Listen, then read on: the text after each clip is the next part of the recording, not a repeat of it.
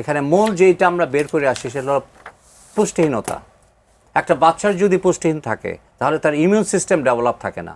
ফলে আপনি যখন টিকা দিচ্ছেন, টিকা দেওয়ার উদ্দেশ্যটা কি?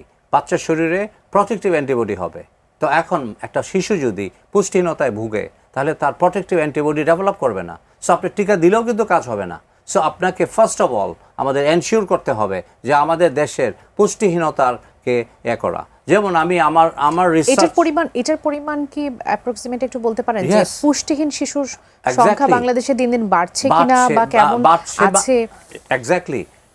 আমি যে 6টা আমাদের নলেজ গ্যাপের মধ্যে একটা ছিল যে আমরা যে শিশুগুলি দেখি তার মধ্যে দেখা গেল যে moderate and severe acute malnutrition, যেটাকে বলি স্যাম অ্যান্ড ম্যাম, এই দুইটার পার্সেন্টেজ ছিল অ্যাবাউট 83%।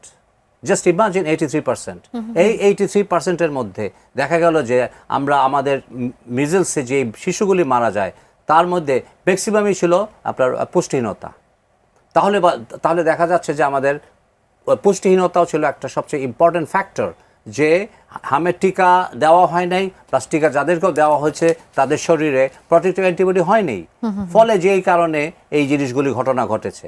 আরেকটা জিনিস খেয়াল করবেন, এটি আসলে চলেছে বহুদিন ধরে এবং সেটার একটা প্রভাব এসে কি এখন পড়ছে, আপনি সেটি মনে করছেন? রাইট। এখন এখানে আরেকটা পয়েন্ট আছে, এই হামের প্রকোপটা কিন্তু শুধু বাংলাদেশে হয় নাই।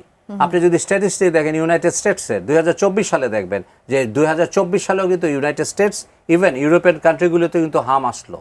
আমরা না হয় আমরা গরিব দেশ বা আমাদের স্বাস্থ্য ব্যবস্থা খারাপ, কিন্তু ইউনাইটেড স্টেটস কিংবা ইউরোপিয়ান কান্ট্রিতে তাদের কেন হামের এই প্রকোপগুলি আসলো?